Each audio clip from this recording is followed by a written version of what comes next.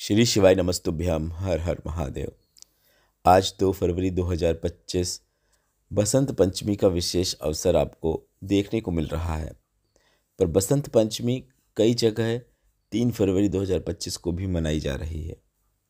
बसंत पंचमी कब से कब तक है, उसके लिए इस वीडियो को आप अंत तक देखें। साथ ही साथ बसंत पंचमी के इस विशेष दिन कौन से उपाय आपको करना है, साथ ही साथ नवरात्र की पंचमी तिथि भी है। तो बसंत पंचमी और इस पंचमी में किए जाने वाले 3 विशेष उपायों की जानकारी आपको इस वीडियो के माध्यम से देने वाले हैं। साथ ही साथ हम आपको बता दें 2 और 3 फरवरी दोनों दिन आप यह उपाय करके अधिक से अधिक लाभ प्राप्त कर सकते हैं। तो सबसे पहले तो हम आपको बता दें कि बसंत पंचमी का जो पर्व होता है वह माता सरस्वती को समर्पित होता है। इस दिन बच्चे स्कूलों में एवं अन्य स्थानों पर माता सरस्वती का पूजन अर्चन करते हैं। अब पंचमी तिथि की शुरुआत कब से कब तक है वह भी समझ लीजिए। बसंत पंचमी तिथि की शुरुआत आज 2 फरवरी 2025 को सुबह 9:14 से हो रही है, जो कि 3 फरवरी 2025 सुबह 6:53 तक रहने वाली है। मतलब तिथि की शुरुआत 2 फरवरी को सुबह 9:14 को हो रही है। तिथि पूर्ण 3 फरवरी को सुबह 6:53 पर हो रही है।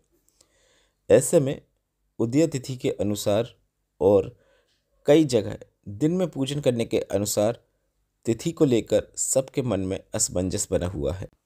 तो हम आपको बता दें, जो हमने बताया है वह यह है कि बसंत पंचमी 2 फरवरी 2025 की है। पर अगर आपके क्षेत्र में, आपके नगर में, आपके आसपास लोग 3 फरवरी को मना रहे हैं तो वह भी गलत नहीं है। आप 3 फरवरी को भी बसंत पंचमी का अवसर मना सकते हैं, माता लक्ष्मी का पूजन अर्चन कर सकते हैं और इस वीडियो में बताए गए उपाय भी आप 3 फरवरी को भी कर सकते हैं। तो आप यह उपाय आज सुबह से ही करना शुरू कर सकते हैं। सुबह 9:14 के बाद 2 फरवरी के बाद आप यह उपाय करना शुरू कर सकते हैं।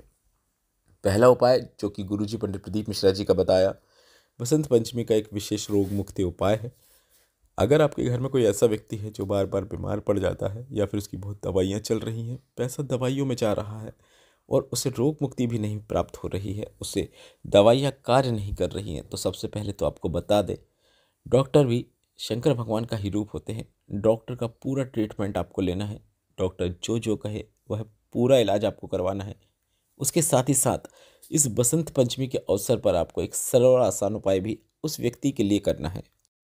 अगर वह व्यक्ति स्वयं अपने लिए यह उपाय कर ले तो काफ़ी अच्छी बात है। वह सीधे कुंदकेश्वर महादेव का नाम लेते हुए यह उपाय कर सकता है। पर अगर वह स्वयं अपने लिए यह उपाय नहीं कर पा रहा है तो उसके घर का कोई भी सदस्य उसके निमित्त यह सरल और आसान उपाय कर सकता है। आपको उस व्यक्ति के हाथ से या फिर उस व्यक्ति का नाम और गोत्र बोलते हुए 108 सरसों के पुष्प शिवलिंग पे अर्पित करना है। शिवलिंग के ऊपर ही अर्पित करना है और 108 सरसों के पुष्प अर्पित करते समय कुंदकेश्वर महादेव का नाम स्मरण अवश्य करना है। बस इतना ही करना है। इसके बाद आप जो चाहें वह पूजन अर्चन करना चाहें तो कर सकते हैं। जल चढ़ाना चाहें तो चढ़ा सकते हैं। जल आप पहले भी चढ़ा सकते हैं, बाद में भी चढ़ा सकते हैं। बस इस दिन आपको विशेष रूप से ध्यान रखना है कि 108 पुष्प रोग मुक्ति के लिए शिवलिंग पे अर्पित करना है।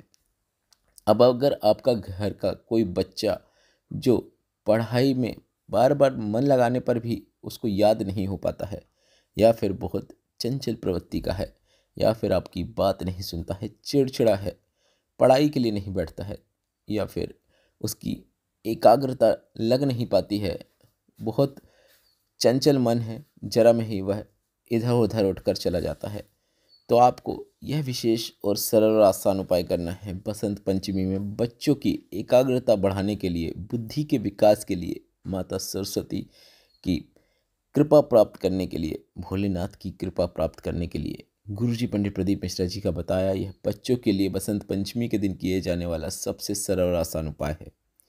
बच्चों की जो भी पढ़ाई में समस्या आ रही है, जिस एग्ज़ाम में वे बैठने वाले हैं, कंपटीशन एग्ज़ाम हो, परीक्षा हो, या फिर स्कूल की परीक्षा हो, या फिर स्कूल की पढ़ाई हो, सभी में आगे बढ़ने के लिए, उन्नति प्राप्त करने के लिए आपको यह उपाय अपने बच्चों के हाथों से करवाना बहुत आवश्यक है। आपको अपने बच्चों के हाथों पर 31 सरसों के पुष्प देना है और यह 31 सरसों के पुष्प उनके हाथों से शिवलिंग पे अर्पित करवा देना है। बस इतना ही करना है। अर्पित करते समय वे ओम नमः शिवाय या फिर श्री शिवाय नमस्तुभ्यम या फिर नमः शिवाय बोल सकते हैं और इतना मात्र कर देने से उनकी बुद्धि में विकास देखने को मिलता है। अब बढ़ते हैं उस उपाय की ओर जो कि गुप्त नवरात्र की पंचमी तिथि को किया जाता है, जिसे आप बसंत पंचमी के दिन अवश्य करें। अगर आपके घर में कोई ऐसा सदस्य है जिसका विवाह नहीं हो रहा है, शादी नहीं हो रही है, अच्छे रिश्ते की प्राप्ति नहीं हो पा रही है, तो मंगल विवाह के लिए, अच्छे रिश्ते की प्राप्ति के लिए यह उपाय करना है। भले ही कितनी उम्र हो गई हो, 32, 34, 38, 40, भले ही अब रिश्ते आना ही बंद हो गए हो, पर यह उपाय करने से अगली नवरात्र आने तक विवाह पक्का हो जाता है और काफ़ी अच्छे रिश्ते की प्राप्ति होती है। इस उपाय को करने के लिए आपको एक आम का पत्ता लेना है या फिर पान का पत्ता लेना है। कोई भी पत्ते में आप यह उपाय कर सकते हैं। आपको जो पत्ता मिल जाए उसमें आप यह उपाय करें। अब आम के पत्ते में आपको हल्दी का उपयोग करते हुए एक स्वास्तिक का निर्माण करना है और कुमकुम मतलब रोली का उपयोग करते हुए एक और स्वास्तिक का निर्माण करना है। 2 स्वास्तिक का निर्माण आपको आम के पत्ते या फिर पान के पत्ते में करना है। अब थोड़े से अक्षत लेना है। थोड़े से अक्षत को आपको हल्दी का उपयोग करते हुए पीले कर लेना है और थोड़े से अक्षत को आपको रोली या कुमकुम का उपयोग करते हुए लाल कर लेना है। हल्दी से बनाए हुए स्वास्तिक के ऊपर आपको रोली से लाल किए हुए अक्षत को अर्पित कर देना है। इसके बाद हल्दी का जो स्वास्तिक रहेगा उसके ऊपर आपको रोली से लाल किए हुए अक्षत अर्पित करना है और रोली के स्वास्तिक के ऊपर आपको हल्दी से पीले किए हुए अक्षतों को अर्पित करना है। इसके बाद यह सभी चीज़ें उस व्यक्ति के हाथ में दे देना है जिसका विवाह नहीं हो रहा है और उसे बस इतना कहना है कि यह सभी चीज़ें ले जाकर नीम के पेड़ के नीचे जाकर छोड़ाओ। बस इतना ही करना है। यह उपाय आप किसी भी नवरात्र की पंचमी तिथि में कर सकते हैं। वर्ष भर में यह उपाय करने का सिर्फ 4 ही मौके मिलते हैं, क्योंकि वर्ष भर में 2 बड़ी नवरात्र और 2 गुप्त नवरात्र देखने को मिलती है और 4 नवरात्र की 4 पंचमी में से एक पंचमी में भी अगर आप यह उपाय कर देते हैं तो अगली पंचमी आने तक मंगल विवाह हो जाता है, अच्छे रिश्ते की प्राप्ति हो जाती है और काफ़ी अच्छा जीवन आपको देखने को मिलता है। इस वीडियो में बताए गए उपाय से संबंधित कोई प्रश्न हो तो वे आप कमेंट बॉक्स के जरिए पूछ सकते हैं।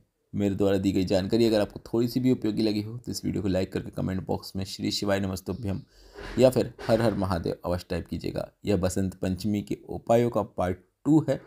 कल भी बसंत पंचमी के उपाय आप कर सकते हैं, तो पार्ट 3 देखना चाहते हैं तो कमेंट बॉक्स में पार्ट 3 अवश्य टाइप करें। श्री शिवाय नमस्तुभ्यम। हर हर महादेव।